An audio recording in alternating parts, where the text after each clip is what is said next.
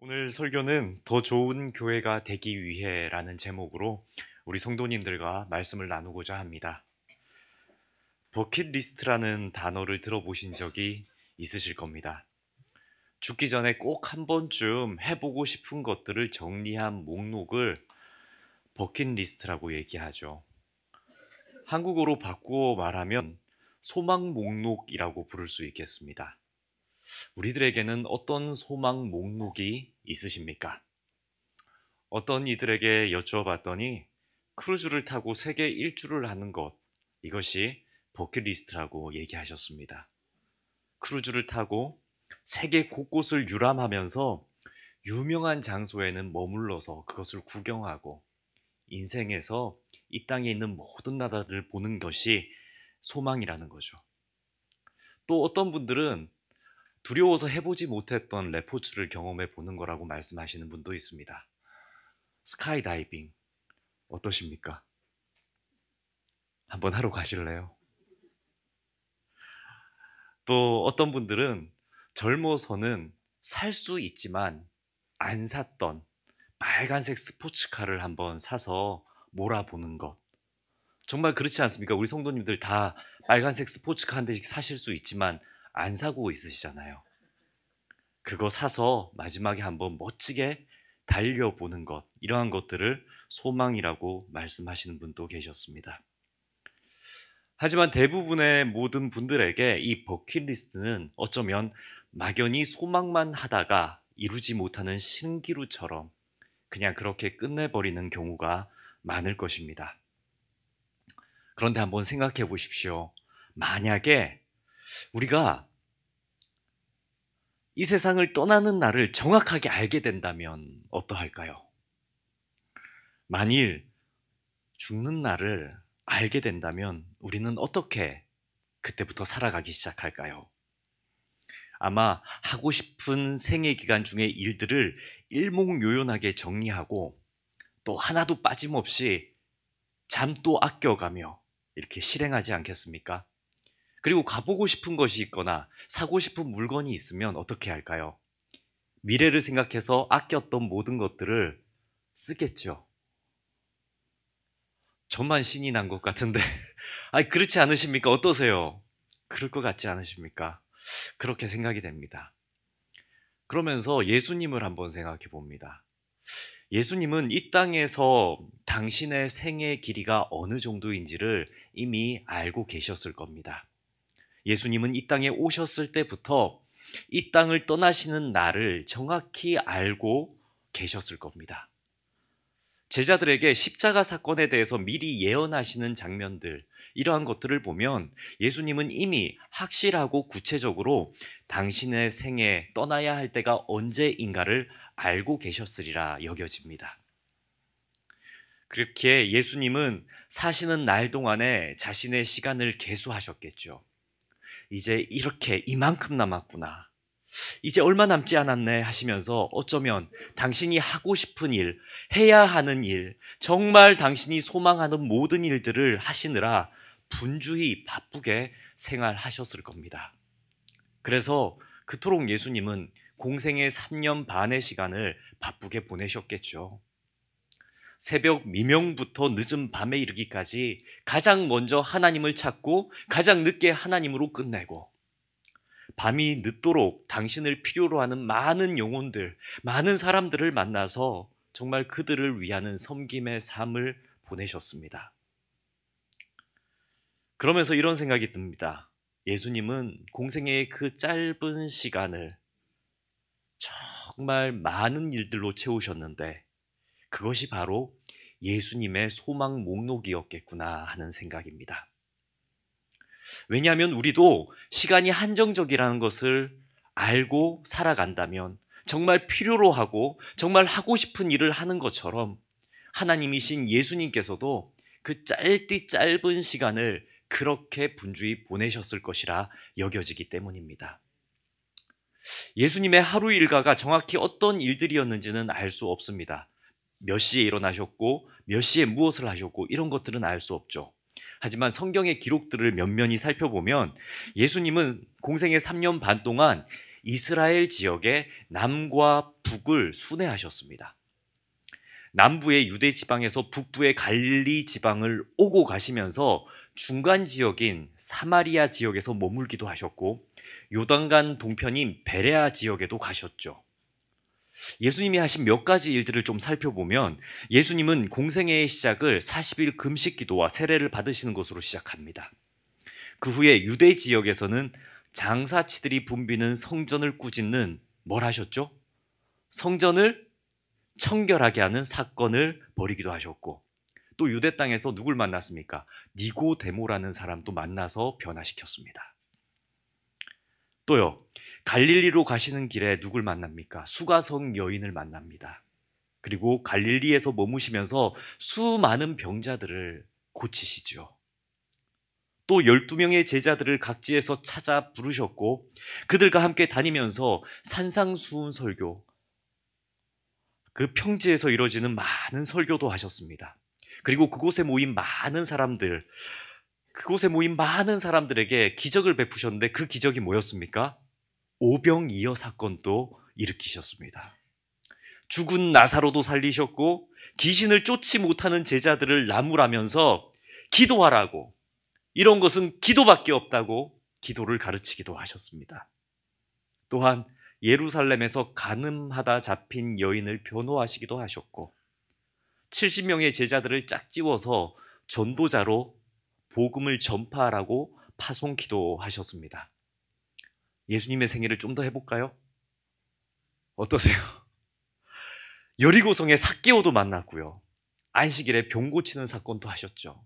그러다가 종교 지도자들에게 미운 털이 박히기도 하셨습니다. 정말 예수님은 많은 일들을 이렇게 하셨습니다. 이처럼 바쁘게 일하신 예수님의 사역들을 보면 알 수 있는 분명한 사실 한 가지가 있습니다. 그것은 예수님께서 이 땅에서 행하신 예수님의 모든 일들은 한 가지 목적을 향해서 달려가고 있었습니다. 그것은 복음의 씨앗을 이 땅에 뿌리는 일이었습니다. 정말 복음을 증거하는 일, 하나님의 사랑을 보여주는 일, 그것에 그 복음의 씨앗을 뿌리는 일에 예수님은 전생애를 바치셨습니다. 그렇다면 성도님들, 이제 진짜 생각해 보는 겁니다. 듣기만 하지 마시고 한번 생각해 보십시다. 공생의 2000년이 지난 지금 하늘 보좌 우편에 앉아 계신 예수님께서 이 땅을 보시면서 그러면 가장 기뻐하실 일이 무엇일까요?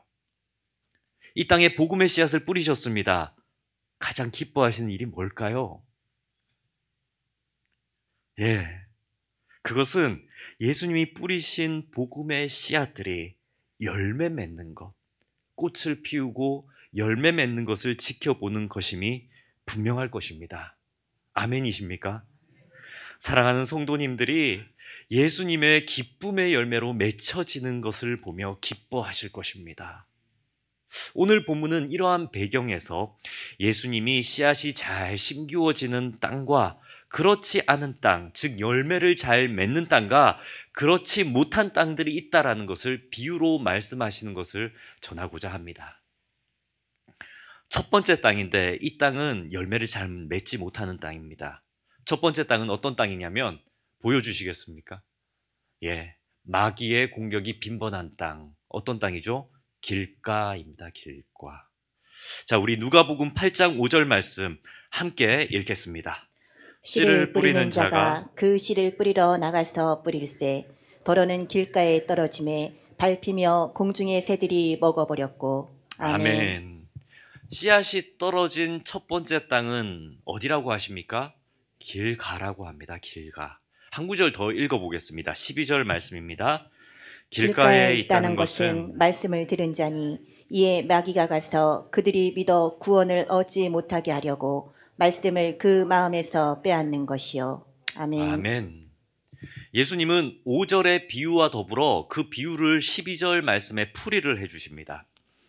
길가와 같은 마음에는 말씀의 씨앗이 뿌려져도 그 열매를 맺지 못한다. 왜냐하면 길가에서 씨앗이 밟히거나 새들이 와서 그 씨앗을 주워 먹는 것처럼 마귀가 가서 성도의 마음에서 말씀을 빼앗아 버리기 때문이다라고 풀이해 주시는 거죠. 그렇다면 우리가 이 구절을 통해서 알 수 있는 것은 한 가지 더 있습니다. 뭐죠? 말씀대로 살아가려는 영적인 것을 방해하려는 영적인 악한 세력이 있다는 사실입니다. 믿으십니까? 아멘. 베드로전서 5장 8절과 9절 상반절 말씀 제가 읽어드립니다. 근신하라 깨어라 너희 대적마귀가 우는 사자같이 두루다니며 삼킬 자를 찾나니 너희는 믿음을 굳건하게 하여 그를 대적하라. 한 절 더 읽겠습니다. 마태복음 10장 16절 말씀 함께 읽겠습니다. 보라 내가 너희를 보냄이 양을 이리 가운데로 보냄과 같도다. 그러므로 너희는 뱀같이 지혜롭고 비둘기같이 순결하라. 아멘. 아멘. 영적인 세계를 얘기하면 이상하리만큼 두드러기를 이렇게 일으키면서 그건 신비주의 아닙니까? 그거 신비주의 믿음 아닙니까? 라고 치부하시는 분들이 계시지만 이 말씀들을 보면 이처럼 성도들의 성화를 방해하는 사탄의 공격이 분명히 있다는 것을 성경은 진리의 말씀으로 우리에게 보여줍니다. 영적으로 신앙이 성장하지 못하도록 뒤흔드는 사탄의 공격이 교묘하게 우리에게 일어난다는 말씀입니다. 지난 한 주간 정말 행복했습니다. 우리 성도님들도 행복하셨습니까? 너무 행복했습니다. 정말 행복했습니다. 새벽에 일어나는데 빨리 일어났습니다. 왜 빨리 일어났을까요? 말씀을 증거하고 싶어서요. 정말입니다. 빨리 가서 말씀을 전해야지. 지난 한 주간 신년 사경회를 이렇게 보내면서 저는 참 개인적으로 행복하고 신앙도 성장하고 있음을 느끼는 일주일이었습니다. 저도 그렇습니다. 저의 신앙도 점점 자라가야 되죠. 그런데 하면서 저도 신앙이 이렇게 기쁘구나, 즐겁구나. 오늘 새벽 예배 마치면 간식은 뭐가 나올까? 이러한 시간들. 하지만 사실 몸은 또 고단하기도 하고 영적으로 힘든 공격들이 얼마나 많은지요. 그렇지 않으셨습니까? 영은 살고 새벽에 말씀을 듣는 건 너무 기쁘고 좋은데 힘든 일들이 오고 영적인 공격들이 찾아옵니다. 그래서 생각했습니다. 이러한 시간들을 가리켜서 힘들지만 너무 좋았다라고 표현하는구나. 우리 한번 해볼까요? 힘들지만 너무 좋았다. 아멘. 정말요. 힘들지만 너무 좋은 거죠. 사랑하는 성도님들도 그러하셨을 테지만 영적으로도 육적으로도 힘든 건 찾아옵니다. 그래서 저는 마지막 날 전에는요, 밤늦게 도저히 안 되겠는 거예요. 권사님들께 저를 위해서 기도해 달라고. 정말 권사님, 마지막 날 새벽 잘 인도할 수 있게 기도해 주세요. 그렇게 기도해 달라고 이렇게 공개 도움을 구하는 문자도 보냈었습니다. 특별 새벽 예배를 하시면서 우리 성도님들 솔직히 안 힘들었다고 하시면 그것도 이상한 겁니다. 왜냐하면 이 비유의 말씀처럼 신앙이 성장하는 곳에는 뭐가 있다고요? 반드시 마귀의 공격이 있기 때문입니다. 안 힘들었다면 마귀가 그냥 내버려 뒀다는 거잖아요. 그건 뭔가 이상한 겁니다. 당연히 힘들어야죠. 마귀 사탄의 방해가 있어야죠. 그럴 때 우리의 신앙이 성장한다는 것입니다. 하지만 우리가 마귀의 공격을 간파하여서 잘 이기고 능히 지혜롭게 나아갈 때 우리는 신앙의 성수, 말씀의 열매가 맺힐 줄 믿습니다. 다음으로 예수님은 말씀이 열매 맺지 못하는 땅으로 두 번째 땅을 얘기하는데요.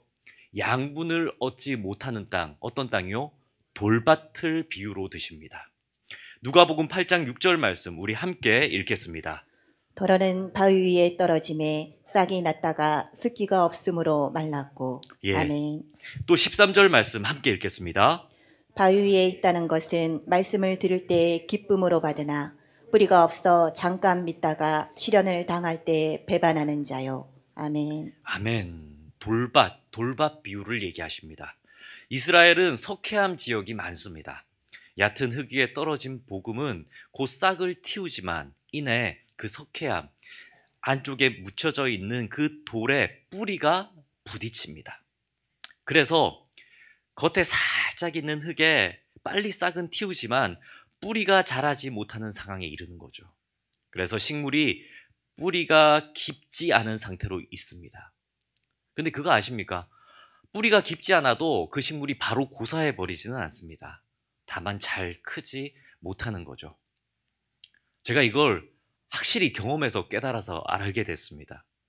그 제방이 있지 않습니까? 교회에 목양실이라고 불리는 방이 있는데 그 목양실에 와보시면 이미 와보신 분들 몇 분 계시죠? 다들 오셨으면 좋겠는데요. 여러 종류의 화분들이 이렇게 있습니다. 지난 위임식 때 받았던 뭐 고무나무도 있고요. 난도 있고 다육이도 이렇게 있습니다. 그리고 제가 이렇게 키우다 보니까 좋은 겁니다. 그래서 요 앞 꽃집에서 사온 화분도 몇 개 이렇게 놓여져 있습니다. 성도님들, 주일이면은 목양실에 놀러 오셔도 괜찮습니다. 열려 있습니다. 싫으세요? 오셔서 커피도 한 잔 마시고 담소도 나누고 기도도 하면 참 좋겠습니다.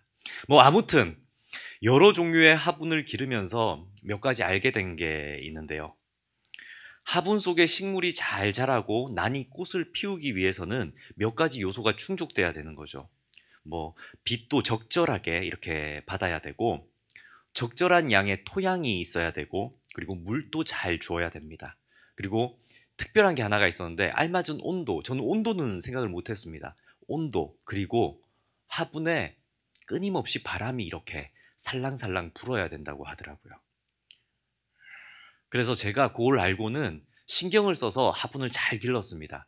때마침 오늘 권사님이 귀한 난이라고 해서 난을 하나 이렇게 선물해 주셔가지고 난도 이렇게 잘 기르려고 얼마나 애썼는지 모릅니다. 근데 유독 한 화분의 식물이 고사해 버렸습니다. 정말 예쁘게 꽃을 피웠던 화분이었는데 그래서 제가 영양제도 사다가 이렇게 꽂아도 좋습니다. 그리고 그거 아십니까? 식물도 소리를 듣는답니다. 그래서 이렇게 죽어가는 난을 보면서 제가 이렇게 쓰다듬으면서 내가 참 널 사랑하는데 너가 컸으면 좋겠다, 회복했으면 좋겠다 이렇게 말도 해주고 이걸 기도해줘야 되나 말아야 되나 이렇게 정말 사랑으로 이 난을 길렀죠. 그런데 아무리 그렇게 해줘도 시름시름 앓더니 죽어버렸습니다. 그래서 어떻게 했을까요, 제가? 환불했다. 아니, 아, 그게 아니고 좀 이상한 사람처럼 보일 수도 있지만 그 식물을 땅에 묻어줘야 되겠다라는 생각을 했습니다. 그래서 그 식물을 땅에 묻어주려고 화분을 이렇게 비우는데 깜짝 놀랐습니다. 당연히 저는 그 화분에 식물 뿌리 밑으로 해서 흙으로 다 채워져 있을 줄 알았습니다. 흙으로 이렇게 깊게 채워져 있을 줄 알았는데 이렇게 묻어주고 화분 밑을 봤더니 그 밑에 흰색 스티로폼 있지 않습니까? 얼마나 제가 그 식물원의 그 배신감을 느꼈는지 하얀색 온통 그 흰색 스티로폼으로 다 채워져 있는 거죠. 한마디로 겉만 흙으로 있고 밑으로는 스티로폼으로 꽉 막혀서 그 식물의 뿌리가 옴살달싹 못하도록, 그러니까 제가 아무리 물을 줘도 물이 금방 쑥쑥 빠지는 겁니다. 양분을 받지 못하는 그런 상황의 화분이었던 겁니다. 그러니 제가 아무리 좋은 것을 해준들 뿌리에서 양분을 얻지 못하는 그 꽃은 고사해 버릴 수밖에 없었던 거죠. 예수님이 말씀하시는 돌밭의 씨앗이 바로 이러한 상황을 겪고 있습니다. 겉은 빨리 성장하는 듯 하지만 돌에 막혀서 더 이상 그 뿌리가 성장하지 못합니다. 그렇게 성장하지 못한 뿌리는 많은 양분을 흡수하지 못하기 때문에 그 식물은 자랄 수가 없는 거죠.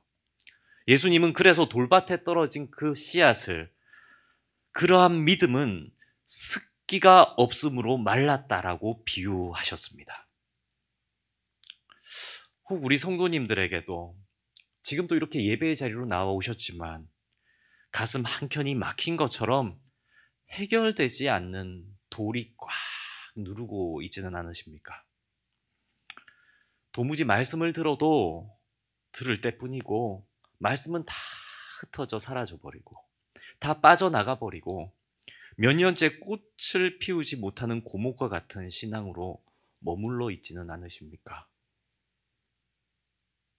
꽃이 펴야, 그리고 꽃이 피고 난 후 그 꽃이 떨어져야 열매가 맺힐 터인데 꽃을 피우지 못하는, 양분을 제대로 받지 못하는 상황에 놓여져 있는 성도님들은 계시지 않으십니까? 자, 그러면 우리는 어떻게 해야 됩니까? 신앙의 뿌리를 자라지 못하게 하는 돌을 번쩍 들어서 버려야 되지 않겠습니까? 마음속에 말씀대로 살지 못하게 하는 방해 요소들을 치워버려야 되지 않겠습니까? 혹 이 말씀을 오해해서 남편이 예수 믿는 것을 박해하니까 남편을 치워버려야 되겠다, 이렇게 결단하지 마시기 바랍니다. 이 돌들은 내 안에 담겨져 있는 신앙에 반하는 제약들을 비유합니다. 하나님은 거룩하셔서 죄와 더불어 있을 수가 없으시죠. 만일 나의 일상이 죄를 지을 수밖에 없는 환경을 살아가면서 왜 내 신앙은 자라지 못하는가 하는 어리석은 질문을 던지지 말라는 얘기입니다. 내가 짓는 죄만을 회개하기 위해서 하나님을 믿는 것은 얼마나 슬픈 일입니까? 내 일상의 환경은 죄를 지을 수밖에 없는 상황 속에 있기에 교회에 오면 늘 회개해야 되는 일상을 살아간다면 이것은 얼마나 슬픈 인생입니까? 어제도 회개했고 오늘도 회개했고 내일도 회개할 수밖에 없는 인생을 우리가 계속 살아간다면 이것은 얼마나 비극 중의 비극입니까? 삶의 굴레에 나를 그냥 놓아둔 채 하나님을 믿겠다고 발버둥 치는 것은 얼마나 슬픈 일입니까?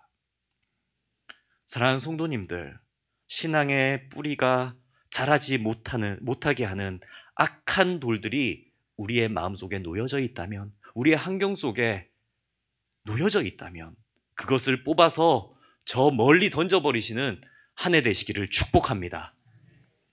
마지막으로 세 번째인데요, 열매 맺지 못하는 땅 마지막입니다. 이 마지막 열매 맺지 못하는 땅은 영적 기운을 가로막는 땅입니다. 어떤 땅이죠?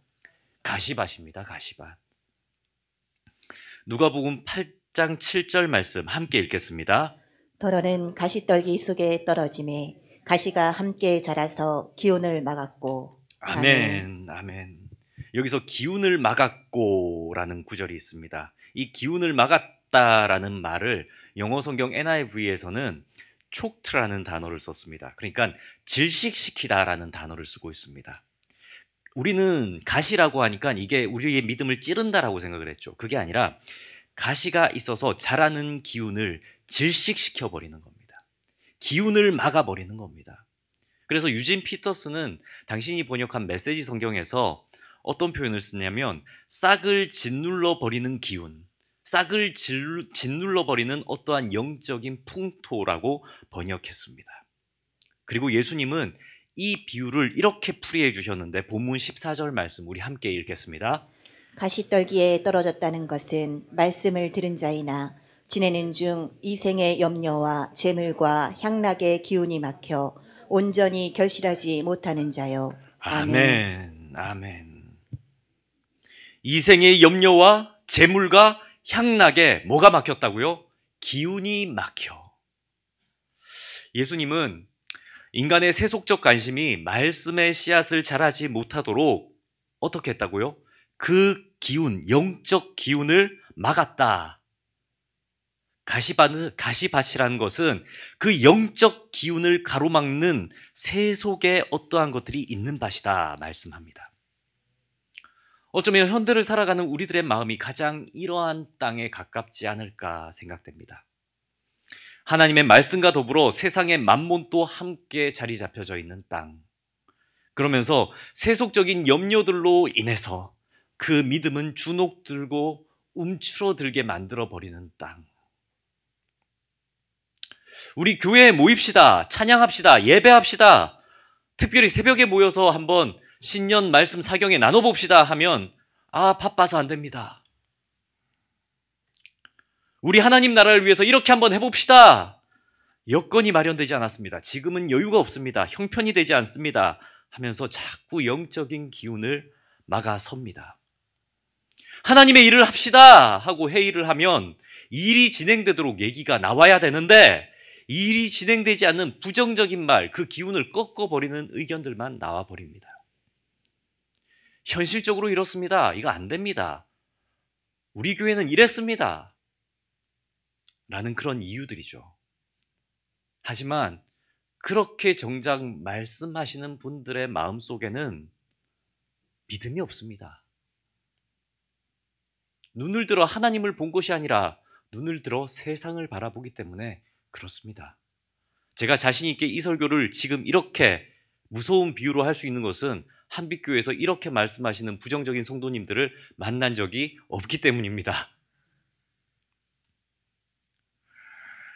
하나님이 이 일을 함께 하시며 하나님이 이 일을 통하여 교회를 일으키시며 하나님이 기뻐하시기에 도우실 것이라는 믿음이 없기에 부정적인 세상의 기운으로 막아버립니다. 참 하나님의 일을 하려고 하는데 힘 빠지는 마음이지 않을 수가 없습니다. 당의 얘기해도 될까요? 하지 마요. 한 달에 한 번 당의 장로님들과 정기당회를 하죠. 교회를 위한 정기당회를 합니다. 만나면 얼마나 힘이 되는지 모릅니다. 그래서 좋아서 그런지 장로님들이 끝낼 줄을 모릅니다. 제가 끝내지 않는 것도 있습니다. 제가 뭔가 의견을 냅니다. 장로님이 묻습니다. 목사님, 그거 하나님이 기뻐하시는 건가요? 예. 장로님들 얘기합니다. 한번 해봅시다. 제가 묻습니다. 장로님 해도 괜찮을까요? 장로님들이 답변하십니다. 하나님 믿고 한번 해봅시다. 우리가 할 수 있을까요? 성도님들을 믿고 한번 해봅시다.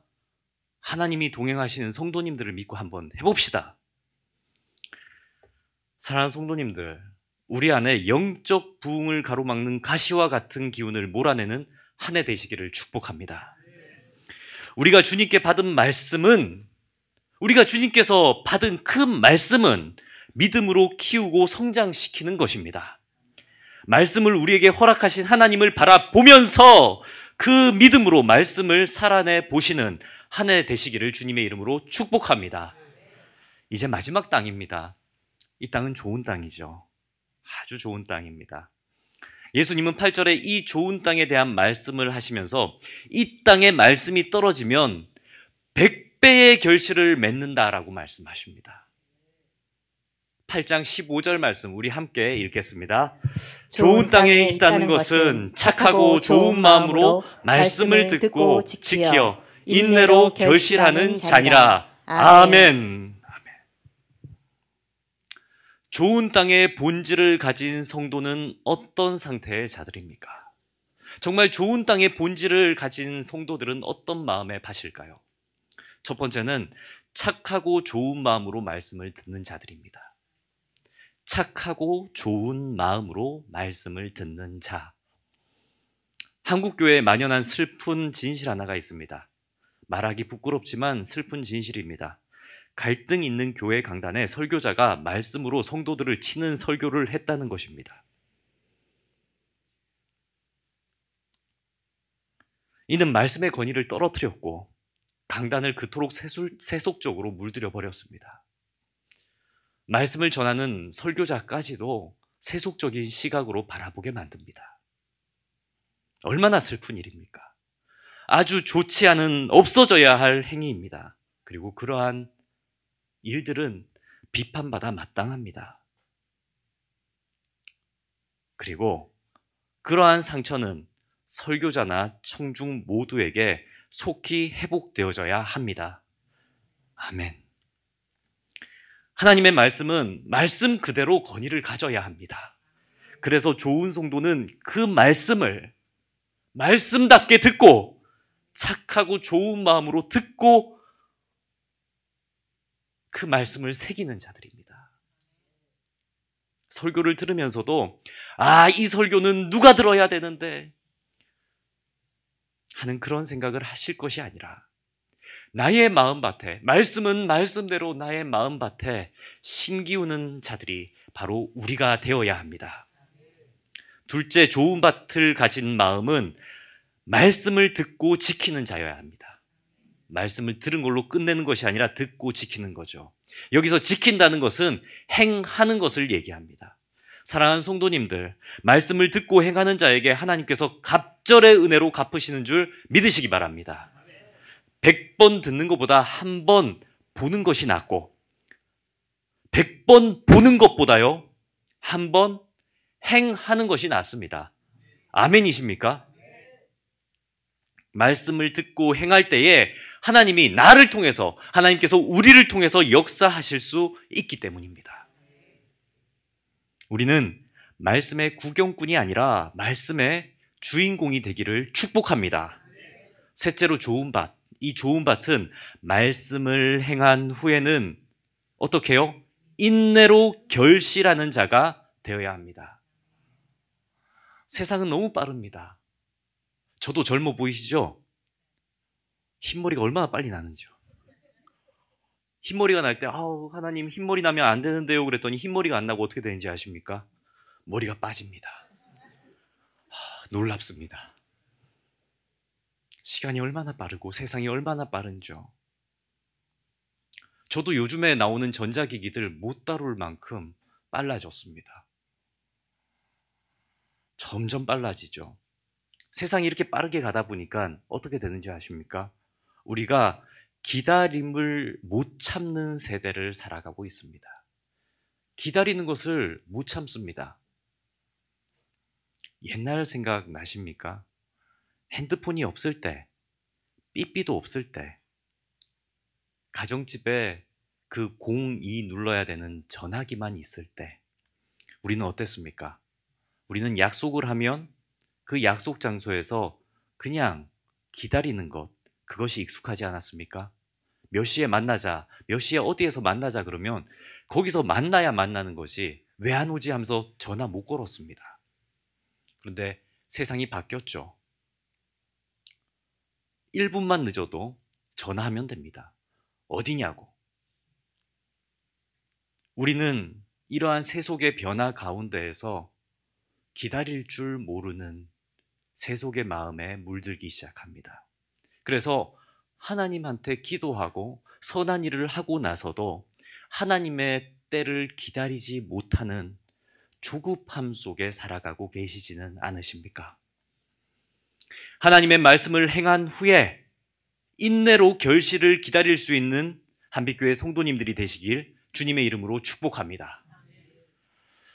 설교를 시작하면서 예수님이 지금 하늘에서 우리를 보실 때 무엇을 가장 기뻐하실까라는 질문으로 시작했었습니다. 그러면서 내린 답은 이미 예수님께서 뿌린 말씀의 씨앗들이 열매 맺는 것을 지켜보는 것이 아마 예수님이 가장 기뻐하시는 일일 것이다. 이렇게 답을 했었죠. 그리고 그렇게 열매 맺기 위해서는 우리 마음의 밭은 길가나 혹은 어떤 밭이요? 돌밭이나 또 어떤 밭이요? 가시밭이 아닌 어떤 밭이 되어야 됩니까?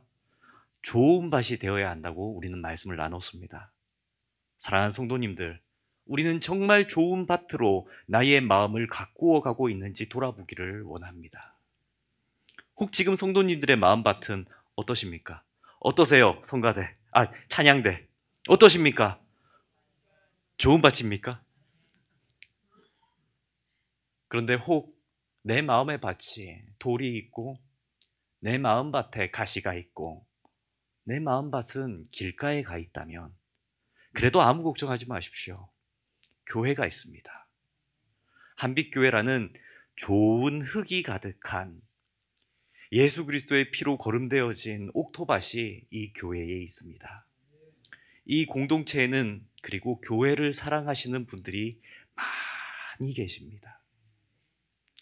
교회의 밭을 가꾸시는 분들이 많이 계시다는 얘기죠.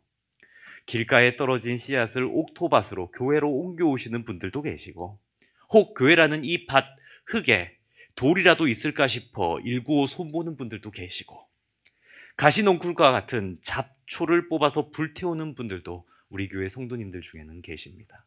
그래서 교회가 존재합니다. 그러니 혹 우리의 마음밭에 흙이 좋지 않다면 이 공동체에 오셔서 여러분의 마음의 흙을 교회에다 쏟아 부어버리십시오. 그럼 성도들 중에 몇몇 분들은 돌도 치우고 가시도 치워주고, 혹 사탄이 오고 있다면 그 새들도 쫓아내 버리실 겁니다. 그리고 이 예배 시간에 옥토라는 흙을 우리 성도님들의 마음에 다시 채우십시오. 다시 채우고 세상으로 나가서 하나님의 말씀의 씨앗을 틔우시기를 축복합니다. 우리 한빛교회가 이처럼 한 마음으로 옥토밭을 일구어 하나님의 열매를 인내함으로 결실하는 2024년 한 해 되기를 주님의 이름으로 축복합니다. 이 시간 함께 찬양하려 합니다. 선한 능력으로라는 찬양인데, 우리 찬양할 때 우리의 마음의 고백이 되기를 축복합니다.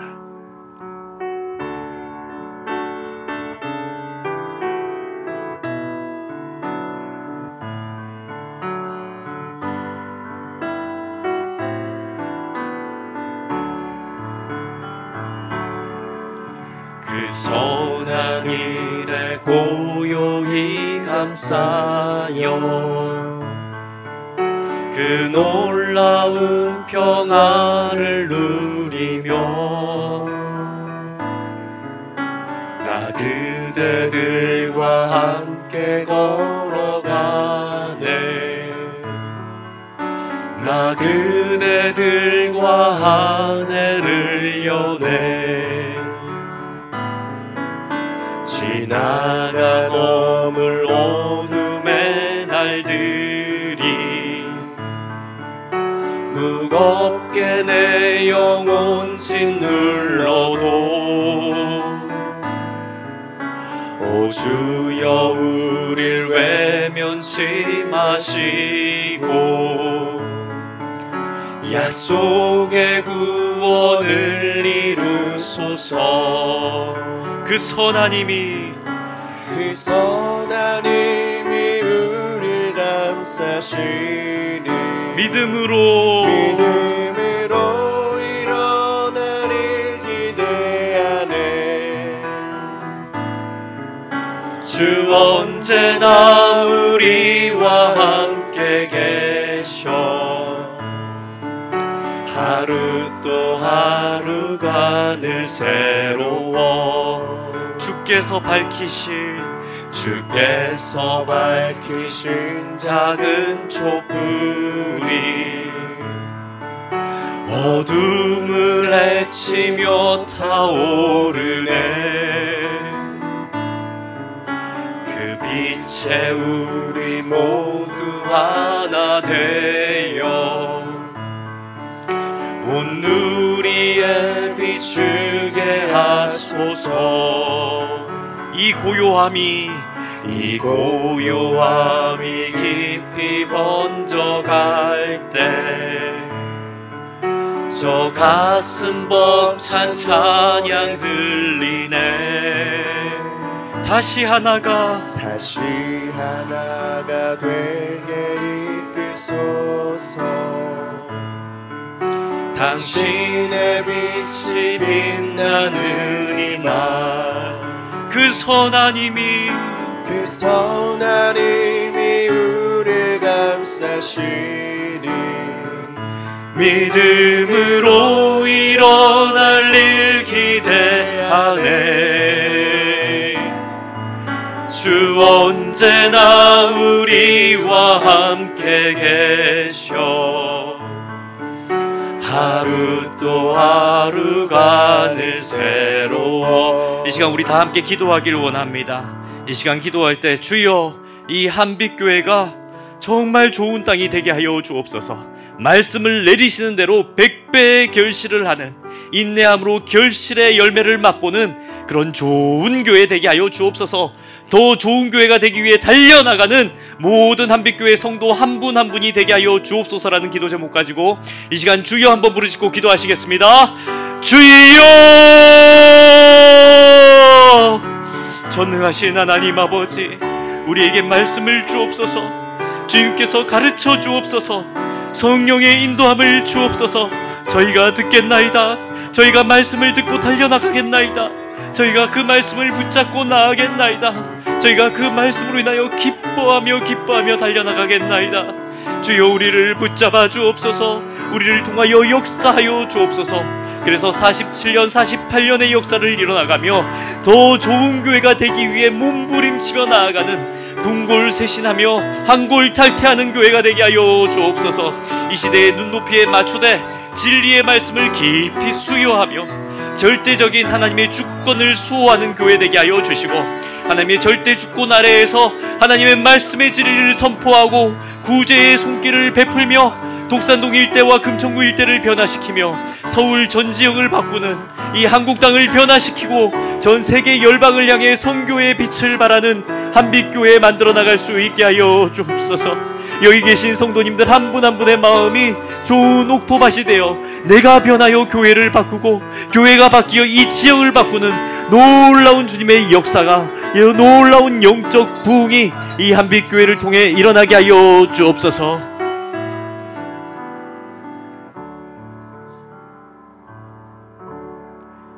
말씀을 주시는 하나님 아버지, 이 시간 주님의 종들이 주의 말씀을 듣겠나이다. 우리의 밭에 주님의 말씀을 내려 주옵소서. 우리의 마음밭이 좋은 땅이 되어 100배의 결실을 맺는 한빛교회 되게 하여 주옵소서. 이 모든 간구 우리 주 예수 그리스도의 이름으로 기도드립니다. 아멘.